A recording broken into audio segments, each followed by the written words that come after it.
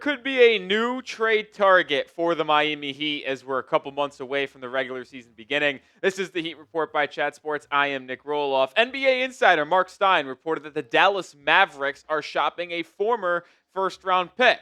Who is that former first-round pick, you ask? Well, it's actually former Marquette forward Olivier-Maxence Prosper, a player that has been linked to Miami in the past, especially during that 2023 draft process, and has an interesting kind of background. The Mavericks are trying to open up a roster spot to sign Dante Exum, so they need to get rid of someone on their current roster. And I liked Omax out of the draft. If you go back to our first couple months of videos, which started in May of 2023 and took us into the draft process, I labeled Omax as a player I could see the Heat ultimately taking. They inevitably went with Jaime Jaquez Jr. with that 18th overall pick. Kind of right process, different result, right?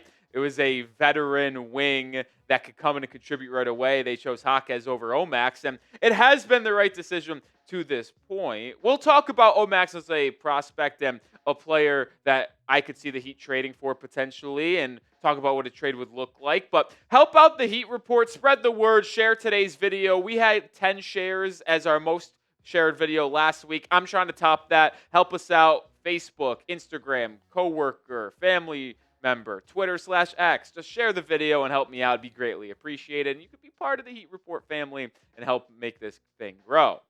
So, Omax was an intriguing player. When I look back at my 2023 scouting notes, which if you didn't know, I do notes for every draft class, every prospect, and I am the lead, if you want to call that, lead draft guy here at Chat Sports. And I had him 21st on my big board in 2023, and I kind of compared him to a DeAndre Hunter light in the way he was used while playing for Shaka Smart and the Marquette Golden Eagles. And coming out of the draft, these were my scouting reports on Omax. This is not what it is currently. This is what it was coming out of Marquette. I loved his height to wingspan ratio. He was 6'1", or 6'7", with a 7'1" wingspan, so that is really positive stuff there. He had a great feel for the game. He tries and gives his 1,000% effort on the defensive end of the floor, which is obviously required while playing for Shaka and that Marquette program. But there were a couple of glaring negatives, most of it being on the offensive end. He really doesn't have a handle and couldn't create, plus a very inconsistent three-point shooter. But I believed you'd be able to develop a nice three-point shot coming off of the bench and being in a developmental system like Miami, which is why I was fine taking the flyer with him on the 18th pick. And you could go back. Look at this, baby. June 22nd, 2023, back when we were still under 10K subscribers. How about that, folks? Draft targets with the number 18th pick. These were the 5 guys that I had in mind. I didn't even have Jaime Jaquez Jr. on my 5. I had him lower on my board. I had him at like the 25th, 26th player, I think. Obviously, guess good thing they didn't listen to me this year, because these 5 haven't done anything in the NBA to this point. Yeah, I still always will want Jalen Hood-Schifino. I'm sorry. But I did label Omax as a guy, but he has struggled very early in his career with the Dallas Mavericks. He has battled a ton of injuries, hasn't been able to stay healthy and get on the floor. But when he has been on the floor, it has not been good. In the last 2 years, he's appeared in 92 games. Yeah, there's really not much to talk about here. He has not found any stride offensively. His defense has been and everything that I hoped to have him grow into and develop while being drafted in the NBA simply hasn't come to fruition. You could blame a little bit of the injury bug on that for sure, but maybe it also is the fact that he's not as good as I thought he could be. But let me know. Pin comment on today's show. Are you interested in an Omax trade? Type Y for yes. Type N for no. Pin comment. So if you hear too bad a break, scroll down, let it play, and answer the question. Now, when you talk about a potential trade, there could be an added incentive with this deal. Talking with producer Coop, who also hosts our Dallas Mavericks channel, he mentioned that the Dallas Mavericks could actually attach draft capital to get off of Olivier-Maxence Prosper because they are desperately trying to create a roster spot so they can sign Dante Exum. And they know that Omax at this point in his career probably does not have any trade value due to him being I wouldn't say bust because he wasn't drafted high, but a disappointing first-round draft pick. Now, the issue with this for Miami is that they couldn't take on a draft pick and Omax just to take them on if they wanted to stay under the luxury tax. Miami does have an open roster spot, so they could do that. But with his contract being worth $3 million, yeah, it would put him inside that luxury tax threshold. And we know that the Heat are desperately trying to stay underneath that. And it's why they probably won't add a free agent center to their roster before opening day unless they make a trade. They could sign someone in December, prorate the contract, and stay underneath the luxury tax. But the point of me bringing this up is if the Heat did try to spin the block on a player that they did work out and had interest in throughout the 2023 draft process, they would have to trade a player in return to help match salary, but also take an additional player in return. Because remember, the Heat can't take in Omax and stay underneath the luxury tax by just taking him in. But if the Heat trade a player with similar salary, well, that doesn't solve the issue for Dallas to where they're trying to free up a roster spot. So it would have to be two players from Dallas coming to Miami, but also be a player going to Dallas that makes a little bit less or more than the two players coming to Miami so that he could stay underneath the luxury tax.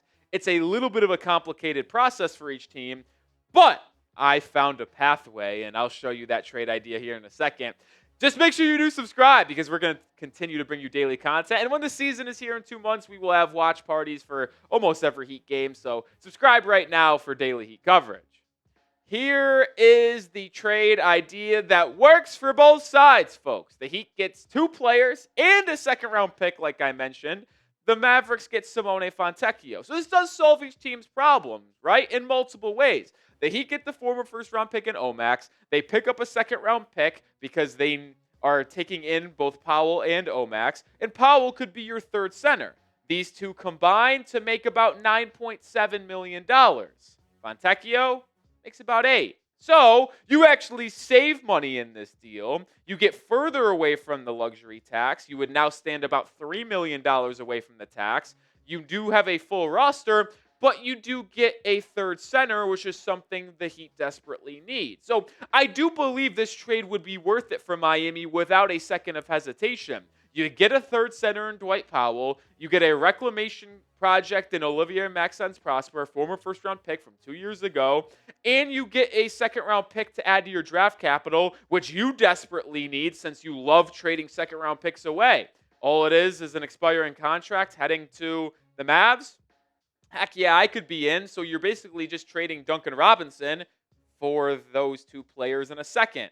Hell yeah, I'd want to do that. And I'll talk more about Dwight Powell here in just a second. But grab the Miami Heat practice hoodie today. There was a sale going on for $20 off. Last time I checked, it was still there. But by the time you're watching this, it might be gone. 2025-26 gear. This is this year's practice hoodies for Miami. Grab yours today, $20 off, chatsports.com/Heat practice. That sale, I don't know how long it's running. It might already be out. Go check it out right now. When you think about adding Powell, this is a player that has been very productive for the Dallas Mavericks. Fun fact, he's been there over a decade. That's crazy to me. What was the year, Coop, that he got traded? 2014. So it's officially been a decade. Absolutely wild that Powell has been a Maverick for that long. My goodness. Either way, he has seen his minutes in play decrease over time with, you see obviously drafting Derek Lively. You've seen Daniel Gafford. I just thank you, space. That's why we got Mavericks guy Coop here in the building. But his minutes have decreased. His numbers have decreased. And he is not that good. He can run a solid pick and roll, but he's not the best rebounder or defender. But I think he is a serviceable third guy. If you look around the league, I don't know if there would be better options. Like if you're talking free agency, you're talking Trey Lyles, you're talking Presta Chua, you're talking Bol. Yeah, I'd probably rather have Dwight Powell. You could argue Presta Chua, which I would probably rather have a Chua at this point. But if you're not going to sign him, because you're not going to go in the luxury tax, well, here's a way to get a third guy without going into the luxury tax. So I've been very open about my fondness of Simone Fontecchio this offseason after getting him in that sign trade with Duncan Robinson.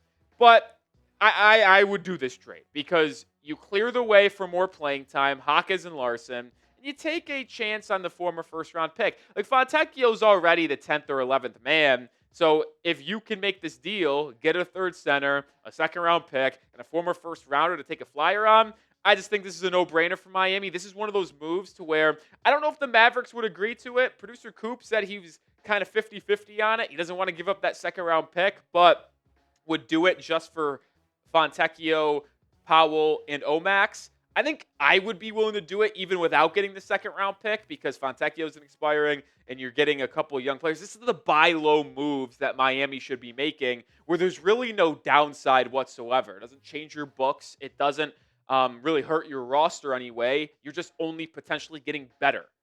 And it's a way for Miami to do it very easily. And if the Heat do make a trade, we will make a video to have you covered on everything Miami Heat basketball. So subscribe to the channel today, and I'll see you tomorrow with another video. Go Heat.